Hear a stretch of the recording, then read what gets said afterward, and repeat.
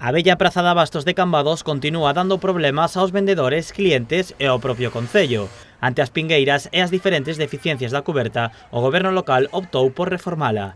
Aínda que o concello ten en marcha o proxecto da nova praza de abastos, agardan que estas melloras duren o tempo de vida útil desta bella instalación. Pois vimos na obriga de acrometer esta reforma, non? Como a reforma, as cousas ou se fan ben ou non se fan, decidimos facer unha reforma ben feita que fora xa a definitiva e que aguantase toda a vida útil da praza de abastos. E, de feito, un dos compromisos coa empresa adxudicataria foi ese, que nos garantizase que non tivésemos que tocar o tellado nos anos que lle quedan de servicio a este edificio.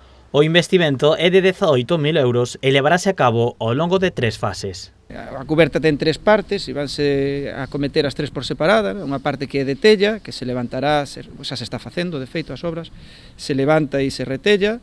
Unha parte de fibrocemento, de uralita, que tamén se reparará, e unha parte metálica, de estrutura metálica, que é así como unha cúpula que ten na parte central, que tamén se vai reparar.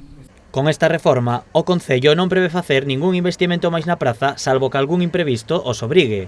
O goberno local continúa co proxecto para a construción da nova praza de abastos. O trámite polo que agarda agora o bipartito é a aprobación da DEUP por parte de Portos de Galicia. Ahora mismo a pelota está no tío de Portos. É Portos o que ten que tramitar, que eles teñen a sartén polo mango para que a praza sexa unha realidade.